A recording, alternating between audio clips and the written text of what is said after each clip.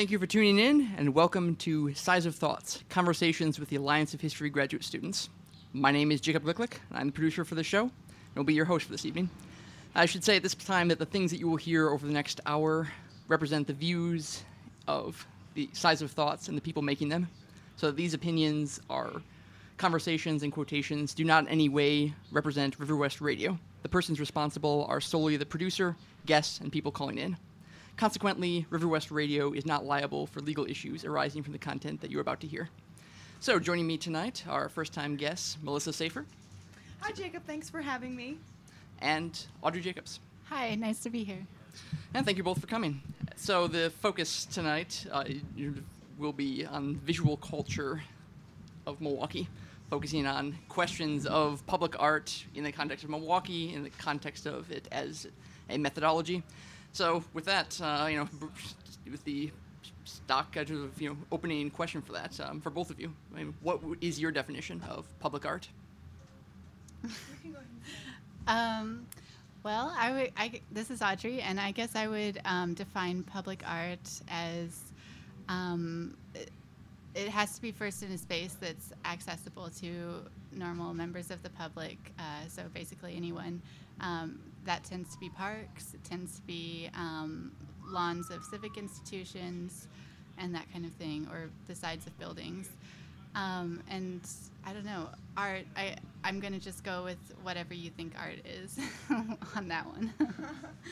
Yeah, I guess the definition is really open because so many people have different definitions about what they think art is, and they're like these very specific, like canonical kind of definitions that are like sort of rigid, I have to say, but then there are these very there's more contemporary definitions which have really broadened like what it means to be art. And I guess thinking of public art, you can think of any, so Audrey said any art that takes place in a certain, like an open space, where an accessible space, but that's like such a huge thing too, because then you have to think about like the different kinds of spaces. So we have like museum spaces, which are open to a degree, I mean, if you have the right price.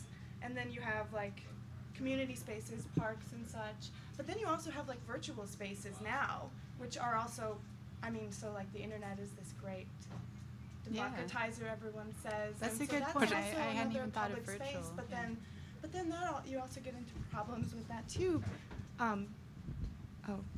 Yeah, and I think that, part of the advantage of framing this as in terms of public art. In each case, there's a lot of nuance and ambiguity, and no simple definitions. If we have simple definitions, we're likely missing something. But in the concept of what art is, would lead to sort of a question of definition and boundary, what's being created. The question of public art involves that, but also the question of access. Who can get to it? Who can witness it? Who is barred from it, and things. That's certainly in the context of like Milwaukee or, well, any city, but we'll just throw that out there as in terms of still the most segregated. There's becomes pretty sharp divides, I think. In terms of who, what vision of the public and who is formed of that and who's not. It almost becomes like what is the definition of public rather than what is the definition of art, because we all kind of have a definition of art. But we don't, who is the public, and like who gets to be part of this public, and is public a privileged definition? Like who is that? So yeah, if it's on the property of a private person or institution, is it still public art? Yeah. If it can be seen, I don't know. I wouldn't count that as public art. And as you say, if it's in a museum, that really depends on whether the public owns it through the government or whether it's a private museum. Yeah. I would think that if you have to pay to see it, then it's not public art. Yeah, and there's a level of politics that seems to enter into this almost immediately in terms of. Yeah. I think even more than the question of what internal standards. Usually. We don't mostly take sort of the Stalinist, social realism approach of it. We have some notion of spontaneity and fluidity, but institutions, particularly, particularly governments, particularly museums, anything with a certain inertia and bureaucracy to it will have its own standard of I mean, well, I guess assuming, sort of assuming this, not art historian, but assuming that, that there'll be some degree of canon and a wider set of acceptable art or potentially great art, and other things that are like clearly just no, this is gross, this is weird, this is not the kind of thing that we want to be viewed, or we don't want to put the stamp of the museum on. So I guess other senses like where those lines lie are there. I mean, in terms of I guess getting again sort of kind of some of the abstract of it, like which types of art becomes offered to the public and which isn't. Yeah, I mean, well, we could always think about like the art history books are supposed to tell us what art is and what isn't art, and that's a very rigid definition, and I think. I guess, to an extent, a lot of museums like to stick to that. I mean, and that's not to say that all do that, but there's like a specific definition that tells us that these artists are important artists, and these artists are the ones who are in museums, and that's where the boundaries are drawn, sort of. But then there's a lot of museums who are like trying to press those boundaries and break them. So it's hard to say where the boundaries really lie, but I don't know. What do you think? Yeah, well, I'm thinking of Keith Haring again. Yeah. I mean, that's a really good example of how an artist who's doing graffiti, as he did, in the public space, kind of breaks down those ideas of what is considered acceptable art, and before that's not the kind of thing that would go in museums. And I just went and saw a Brooklyn museum exhibit this last spring on him alone, a solo show. So, and that's not the first solo show, of course. So that's one of the kinds of an example of how artists break down those boundaries in terms of what's public, what's art, what should the public be viewing, and that kind of thing. But it seems like artists like that are like, after they're dead or something, then people are like, oh yeah, we really did appreciate his work. But because at the time there was a lot of resistance, and there was, but he started to. But he's certainly not the first artist to do that, But But yeah, that's a good example of like, after the fact, people being like, oh yeah, we can put this in our museum now. Like, this is part of the. He was definitely starting to get momentum in the art world and recognition from the art world toward the end of his life, and of course it was cut short, as we know from MAID. So but I guess that's true. Once you get past that generational kind of hang up, people can accept certain artists a little bit more easily. Right. Yeah. And I guess I'd like to ask, like, what role think the universities and higher education plays in that process? I mean, does that tend to be a comparatively sort of rigid, or well, we know at this point, in retrospect, that sort of this work of art, was iconoclastic and challenged molds, and let's embrace it. But that doesn't, but less likely to welcome or even pay attention to kind of things some happening sort of a community level, like sort of I mean, perhaps it's a mistake to call it more democratic, but somewhat more open-ended and fluid. Or is own experience, like the art history profession, either at UWM or would have gathered more generally, like more accepting and opening to that kind of approach. I've never heard of a department, I guess, in a university or a university museum really pushing those boundaries. Like, definitely not consistently. I wouldn't say that their role is very large in questioning those kinds of. I would sort of disagree in just a sense, but I see what you're saying, but I have to say that it's like, it totally depends on where you are and who you're dealing with, because there's so many traditional art historians. We know a few at the university, but then there's also those art historians who love to push the boundaries. I can think of 3 right now who we've had the privilege to work with, who are really interested in pressing those boundaries and like thinking of different ways that we can think about art that are very like non-traditional, and useful. And I think it depends on where you are, because I feel like you're always going to find those very traditional art historians who think that there's this one way to study this or that. Sure. But then there's always you're going to always have those people who like to press the boundaries with anything, I guess. Sure, but I guess I'm thinking of public art, and that might be just a funding thing. I don't think universities really get involved with public art very often, except for putting it on their campuses. I don't know.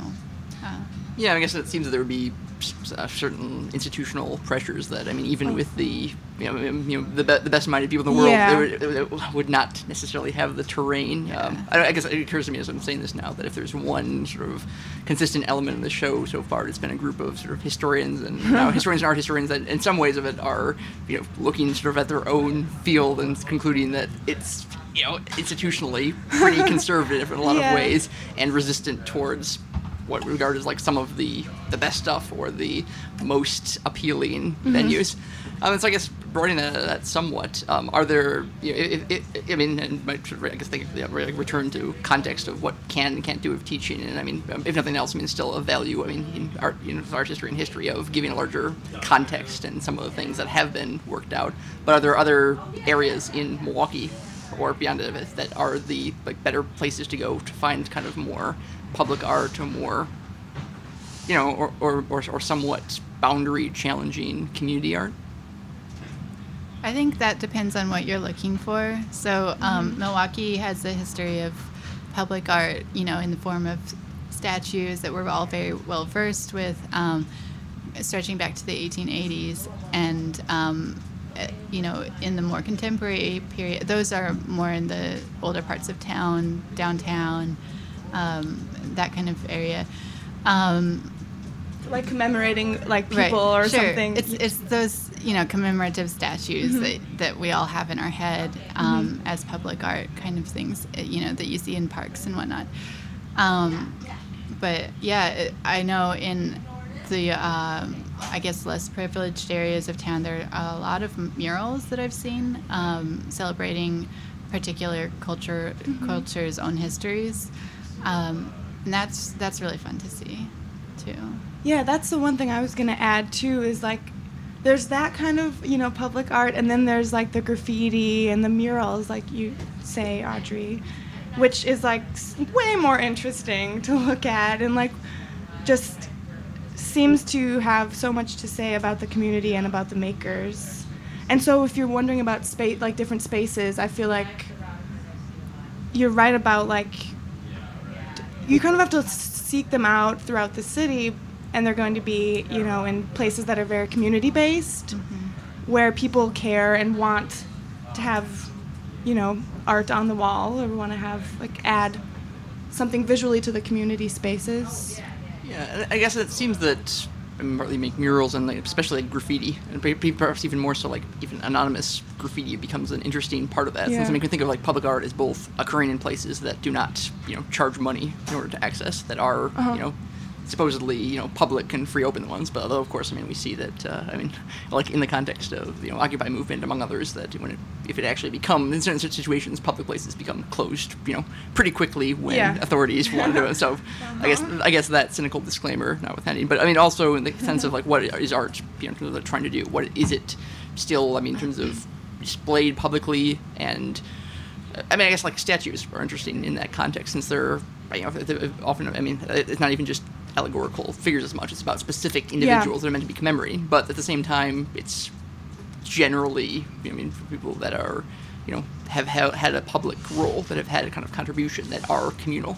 So I guess is it fair to say graffiti becomes sort of another layer of that, because being often illicit.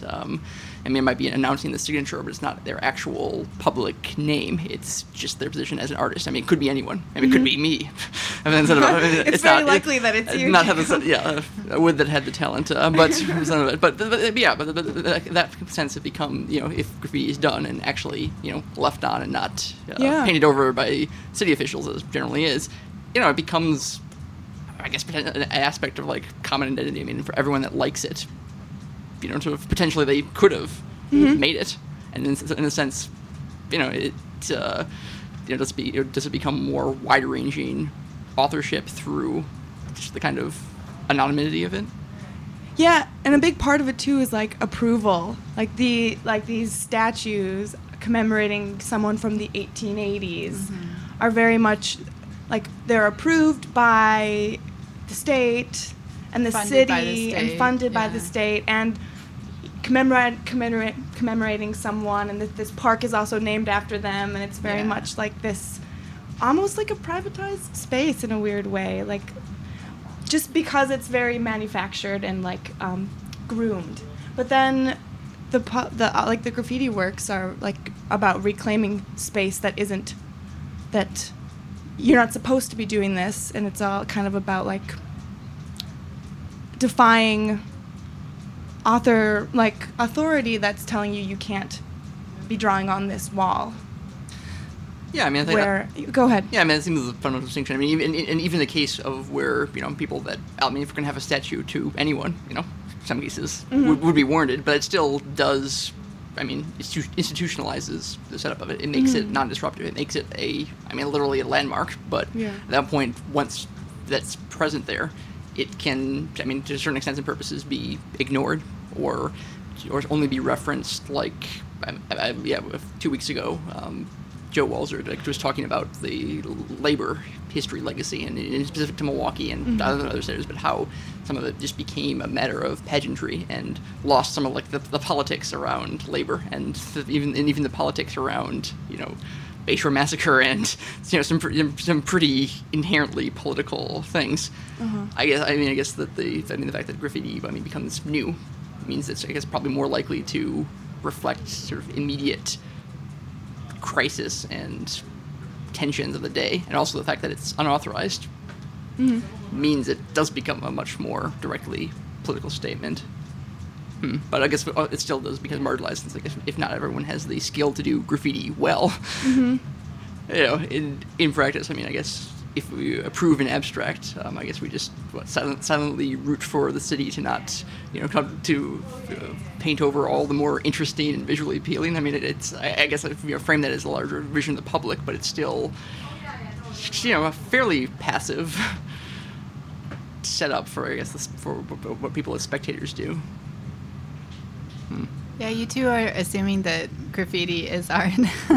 I don't know, like, there's yes, ma'am. I mean, this is fine, like, to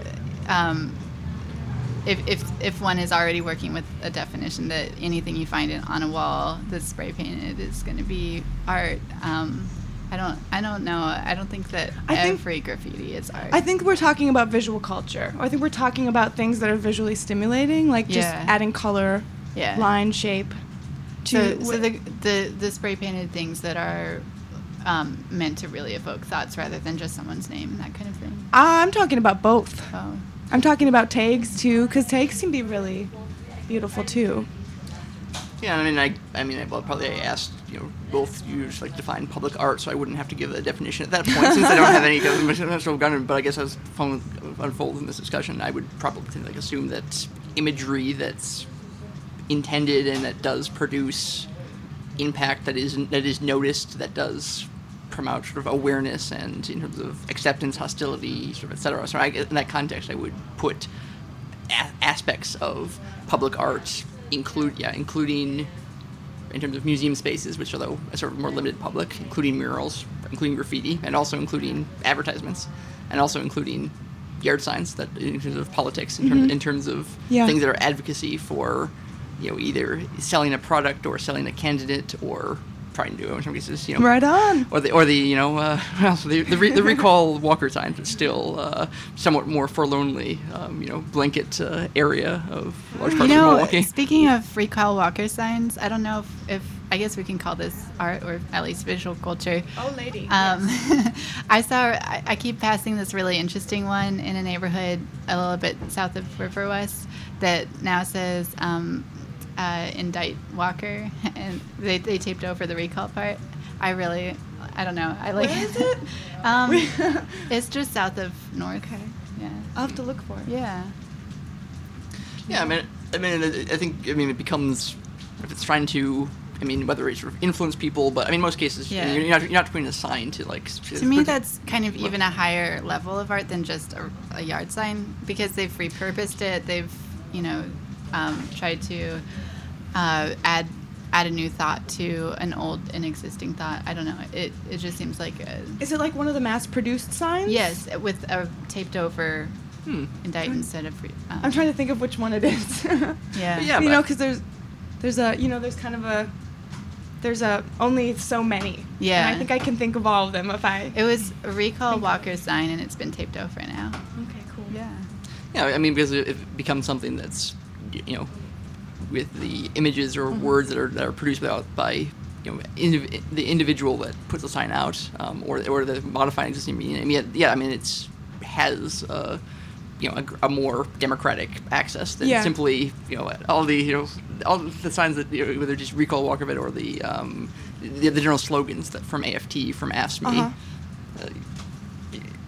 Done for consumers. I mean, it seems with the different notions of art or different levels of involvement in crafting that, there's also somewhat different notions of citizenship, which, whether it's more sort of like figuring out own way to express, general, I mean, the sentiment either way of, hostility to Walker, I mean, it gets carried through, but I think it does matter a fair bit whether it's, going sort of signs that everyone else has and that are done by the Democratic Party or even higher ups, or if it's modifying them to like figure out how most want to kind of get a unique meaning. I mean, in either case, it's not persuasion. Oh, I mean, people are like, hey, that 800th recall Walker sign makes it seem that really like would be a pretty good idea if we get rid of the governor. I was sort of ambivalent before, but it's a way of I don't know. I think like showing that in some cases like sense of humor or at least or some cases like variety of tactics beyond reliance on the recall. So I mean, like I don't know, even if it had been sort of a different use of it to. I guess I've been critical of over the past year of some of the over reliance on one particular tactic, but that's I guess drifting a little bit. Yeah, so I guess so I mean, if are there other kinds of art we haven't public art that we sort of haven't touched on, or I mean, if we accept as a definition that maybe not all graffiti, but like already seem like some graffiti and some yard signs, is that correct? Or I don't know. My definition is very washy, I guess. I just don't like. I don't think that at least it's not good art if it's somebody's kind of messy name scrawled across somebody's private property, and but yeah, I would say that I can be persuaded on this definition of art, as I often am. We'll work on one it. way or another. Like I go back and forth.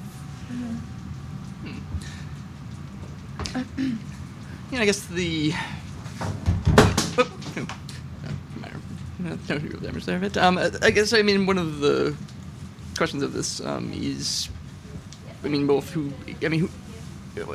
what art is supposed to accomplish, which with in terms of the yard sign just becomes pretty direct, that it's not necessarily persuading people, but it's showing that, hey, there are a lot of people who don't like Walker in this town. There are a lot of people who have, I mean, even more like as a more directly visual statement. I mean, the blue fist of Wisconsin.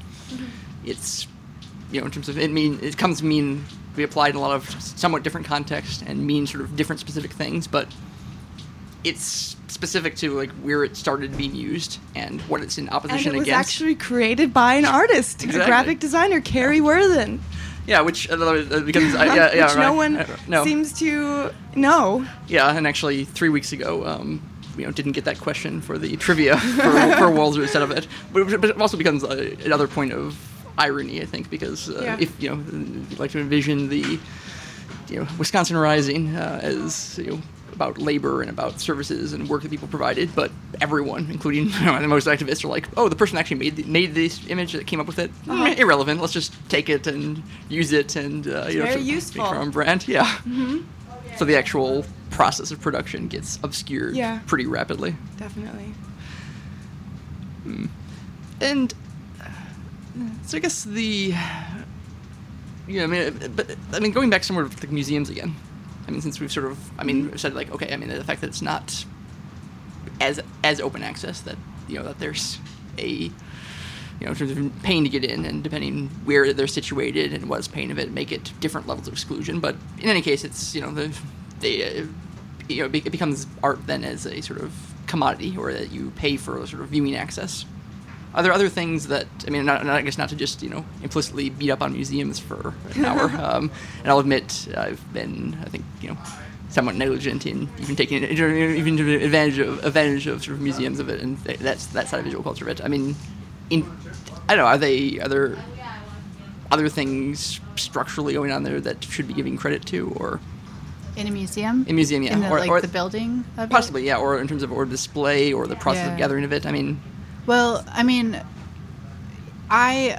you can beat up on Milwaukee museums all you want. I can give you examples of museums in other cities that are free and open to the public almost every day of the year, and those museums I would consider far more public spaces than, say, the MAM or the NPM. And I'm not going to criticize the MAM or the NPM. They make their financial decisions as they must, but I really can't consider those spaces quite as public as, for example, my hometown, Kansas City. Shout out. Yeah, both the museums in Kansas City are free every day of the week. The Met in New York is, however, the MoMA in New York is not, and so there again, I do find that I feel differently about these different museums. And I guess another kind of direct contrast that I've been talking with, I mean, there's art level of sort of individual, whether it's just individual with spray can of it or it's an institution, but I mean, community, the intermediary, community or sort of neighborhood of it, or artists with the ambition of making it more accessible project. I guess before this, both you and Melissa visited a specific installation project, which I did not. I mean, could maybe tell a bit about what you saw in that, or that was either sort of appealing or interesting, or or touches on anything we've been. Yeah, so this is an installation slash kind of, I guess, story project in the Amani neighborhood, which is pretty close to River West. It's 24th and Locust. Yeah, it's between 24th and 26th. Yeah. And this was done by a visual artist slash, well, I guess she's a photographer slash installation artist named Sonia Thompson, and then the stories were done by Adam Carr, and what they did was to work with women, I think through the Dominican Women's Center, on interviewing mothers and how, I guess, just asking for the stories of these mothers, and then Sonia took pictures in their houses. And if you guys want to talk about space, this is really interesting in that sense too, because she's taking their private space and putting them in a public space outside in this empty lot. And so both the stories or excerpts of the stories and the photographs are all kind of collaged in this billboard area in a public lot.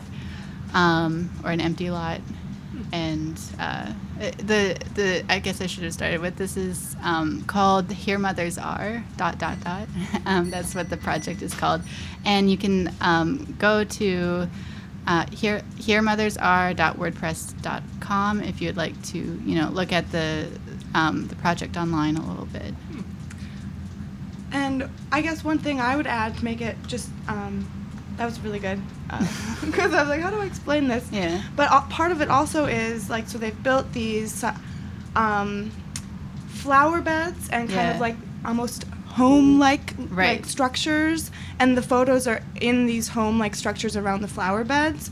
And on one side you'll see like drapery from the inside of a house of a closed window, and the other side you'll see the inside with the family who's being talked to or interviewed with pictures of their family. So it's like photos within photos within photos, and it's very much like remembering our mothers, thinking about what our mothers do and how important mothers are. But then also part of the project is like this old abandoned house that's just across the street from this empty lot, which has been abandoned. We talked to multiple people in the area, and one of them told us that the house had been abandoned for a couple years, and so all of the windows are boarded up, and on all of the first floor windows on the boards are these gigantic photos as well. So every window has a big photo in it, and it's a photo of something inside, but it's on the windows. And like family kind of photos, like women holding photos of their family members and stuff, and also women, mothers. And yeah, so it's sort of like repurposing this old house that would have been, who knows how long it would have been until it was demolished by the city, and repurposing it for an artistic purpose, and sort of commenting on the domestic space. Like these women are like, you know, these are in the windows, but they're always in their house. There's never women outside of their house in any images.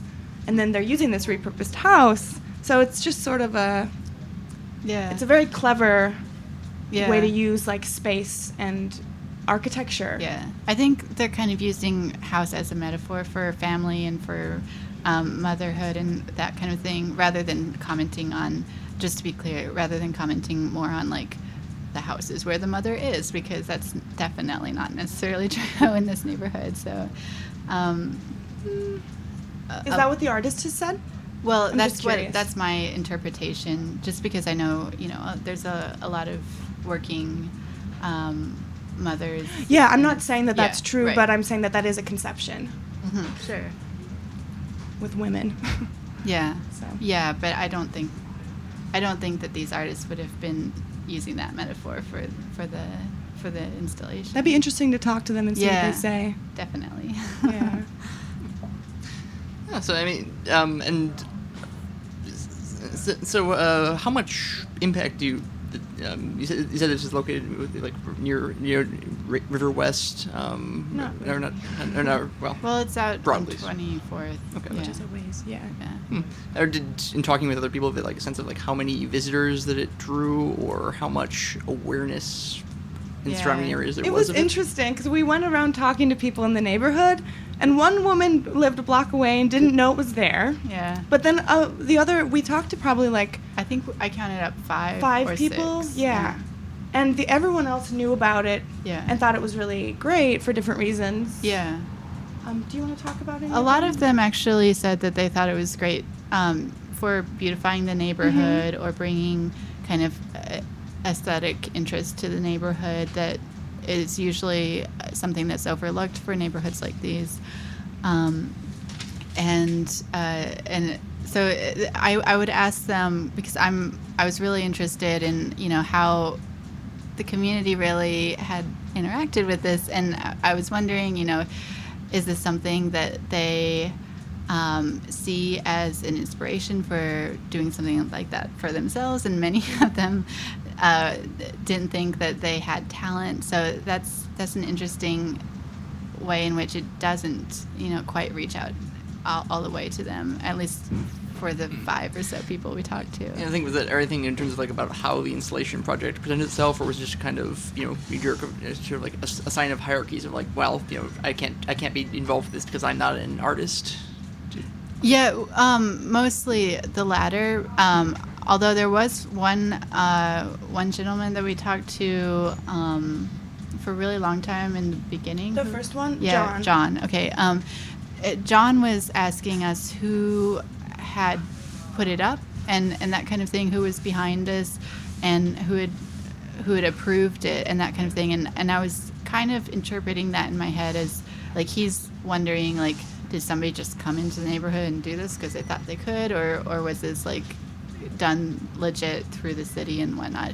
And indeed it was done through both the city and the Dominican Women's Center. So yeah, I think that there's this interesting kind of pride of ownership of that neighborhood, but there's also this like we don't have the talent or that kind of thing, coming up with several of the people that we talked to. And there was also kind of a couple people assumed it was part of the church because it's across from a church. Yeah. And I mean, out of the 5 people, I think 2 of the folks that we talked to were like, "Oh, is that something the church did, or is the church involved with that?" And we're like, "We don't think so, but it's like it might right be across from the church." And the project before that apparently had been a vegetable gardens in that lot before that, and that was a church project. So it could have been a. It's probably that the Dominican Women's Center operates out of that church. Mm-hmm. So in sort of one way, it was the church that was involved with this project. And I guess, and it returns to the point of like selection criteria, or that there is, sort of coherence or setup for for presenting this set of art, and it is being done through Dominican Women's Study. I mean, would you give any or like sense of process of like exclusion of it, or like or assessment of like pieces that were not displayed for whatever reason? No, I don't know about the artist's individual processes. That would be something, because clearly it was definitely edited. I mean, I'm sure they took many more pictures and had a lot more interview than what made it into the project. Although there is a lot online as well. Also part of the project was, at least when we looked online at the website, because it is supposed to be a continued online on this website with images on the website, and if you look on the website, there's so many images on there. Yeah. And part of it also was apparently supposed to be these signs that say, here women are ... and then a blank line, and then a mother or a woman mothers are, can write whatever they want. So for instance, in the actual garden, like empty space, the sign said, here mothers are heard. They had written in heard. And on the website, it seemed as though they were kind of making it sound like that these signs have been passed around to mothers in the area, and that mothers put them in their yard, and that they fill in the blank. But we didn't see any signs like that. But we walked up and down one street, but no one we talked to had seen any signs either. Yeah. So I don't know if these had been like in abundance right away, and then people had just maybe had been taking them down. No one we talked to noticed any signs. I think that would be a good clarification. So but you would think that they would be a little more in abundance at the very site of the artwork. But that to me is very like a really cool part of it, if that had been something that's to spread out the artwork into individual people's yards and make them participants and like actors in the artwork by adding their own word, whatever word they happen to. And I guess even if it might not, for whatever reason, be terribly representative sample for a survey, I mean, there's also it might be an interesting thing. It's telling them an artwork that has a component of it that's like either not present or is not. I mean, easily seen. So there's not, or de-emphasized, or even just like not being emphasized. Or can be placed wherever people want. Maybe it's in backyards, maybe we just didn't. So it can be placed anywhere. Yeah, I guess there's a lot of other things I'd like to sort of ask about this, but I guess partly since we're talking just about the online component and the way that that's clearly like intended to be integrated and linked with part of the experience, and I guess we'll do our own sort of modest part to contribute to that. I'll edit onto the episode description for this point a link of it so to make people so interested to access it more easily. But since we were talking earlier, like more in the abstract, like the impact of the virtual world on perception of art, I mean, it clearly makes some things of visual culture much easier.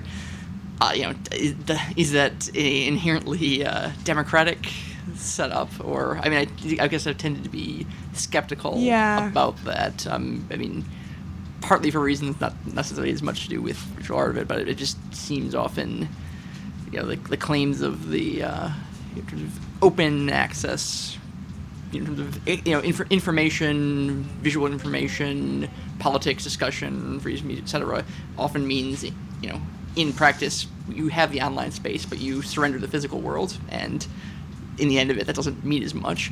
So, but things that are all about actual space and achieving that, then use the online to I mean, I guess like supplement, or like, well, in your sense, would it be a sense that, that the art of it exists both online and physically, and or is it largely existing physically, and the digital presence is meant to have people be able to access it, but are still expected to, or the most benefit from actually visiting it physically? I mean, does it seem like it's prioritizing? I think it's meant to be viewed in whole, like the online and like so the virtual piece, and then also the physical piece, because the online site has loads more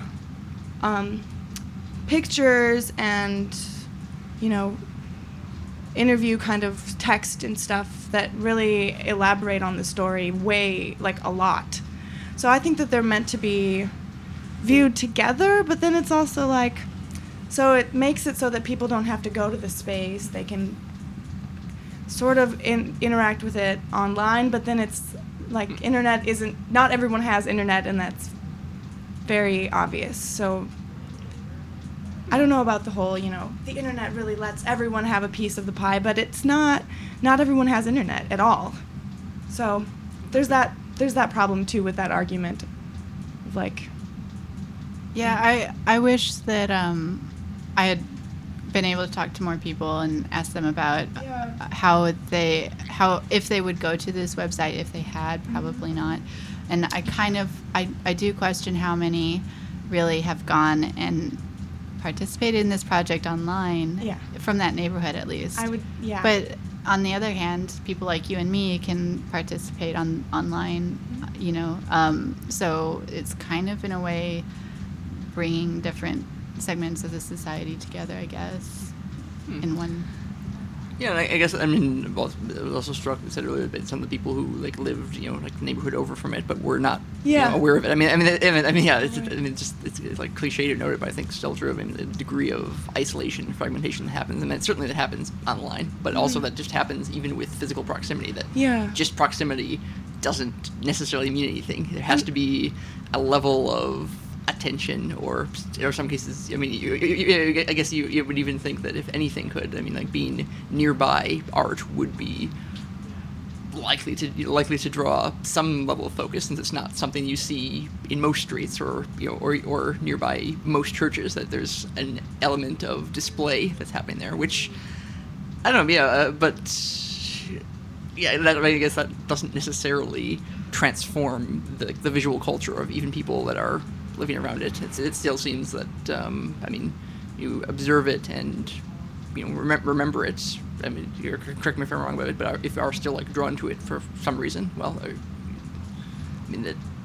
I guess the paradox of then, even with the public art, you have to be someone that wants to see public art. Mm-hmm. You have to be, and that's how you can like find it, whether it's physically nearby you or not. But that seems against the whole point, doesn't it? I mean, if it's some elements of the in terms of changing visual culture of a city should be like not even for people who like want to visit, but that's just part of the backdrop that it changes it. I mean, it is more somewhat aggressive, but to like force a parent's assessment of it. And unfortunately, I think the only thing that you would do that, I mean, if we're counting it as like a type of art, or though not public, is that advertisements again of it, since simply by being able to outspend everyone else and saturate, their area around it. I mean, I guess they're not doing it because they like, the corporations love the images of it or want to impact people that stay in the world. They want to influence behavior, so it's generally can assume that they're somewhat know what they're doing with this, that people are being influenced. Well, they know the importance of image anyway. They know that it's important that you have this eye-catching thing, and that's why designers get paid so much to design billboards, and photographers get paid so much to have these provoking images that these companies use. They know that it's super important how you portray yourself visually. Yeah, and then also, I mean, the marketing as well of like being paid to design the political ads or the slogans, the image of it, which I guess sort of takes a little bit. I guess I want to ask more about the Wisconsin protests and aftermath and like some of the signage. Since I mean, I know that I've been near with you when we were giving conference presentations like on the sort of do-it-yourself visual culture. I guess. I mean, is there or grounds for like hope or or some way of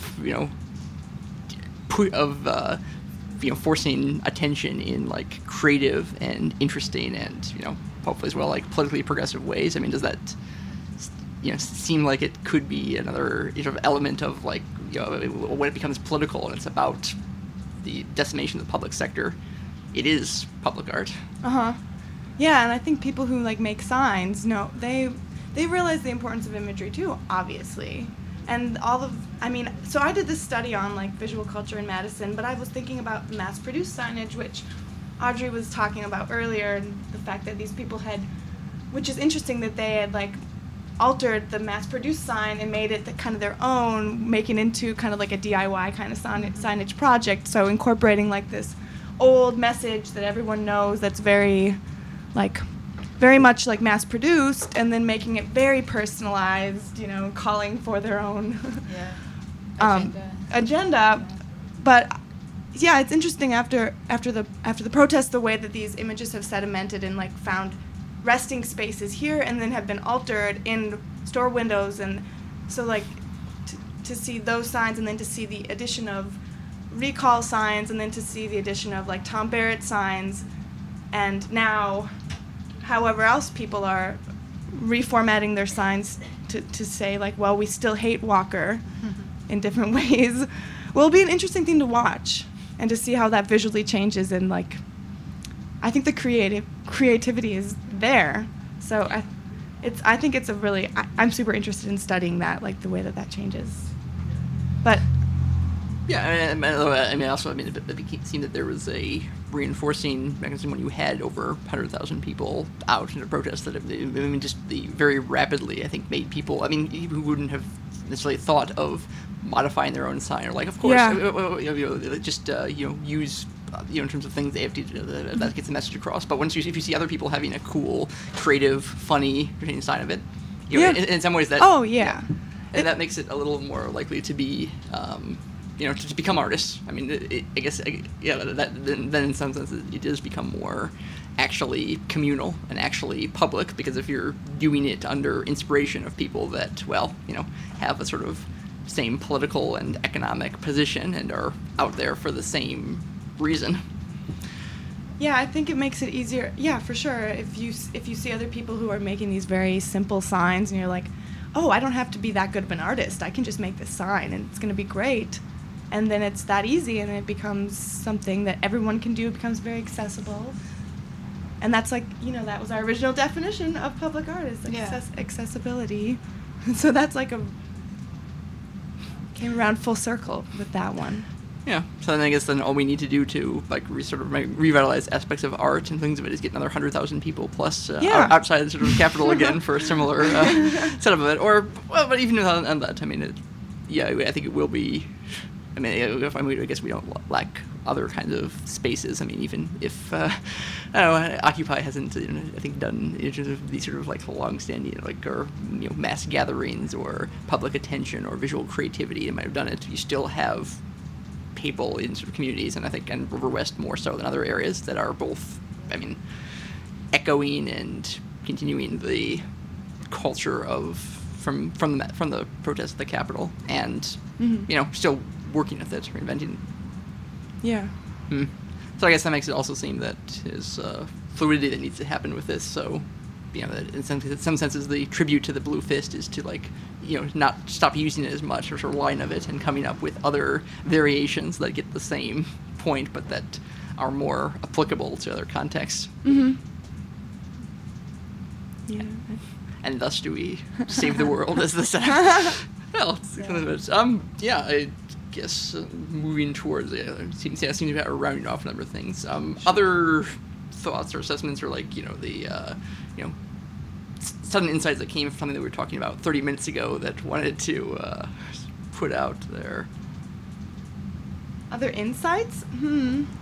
Cross connections of it, or yeah. thoughts, questions, or Okay, I guess asking sort of even the same question, like public, in terms of like public art, do we have even the same definitions that we did an hour ago? Since I don't know, I mean I don't, since I didn't have a clearly formed definition as well, but beyond probably something that should be political and anarchist, because all good things are anarchist and et cetera, but no, I mean I think that it's possible to look a more specific way, and I guess the idea of authorship not actually being as important, or that it's directly imitative and in pressure with others. I mean that you are influenced by other art, not in terms of like competing for the museum spot, but because you like what they're doing and want to echo that.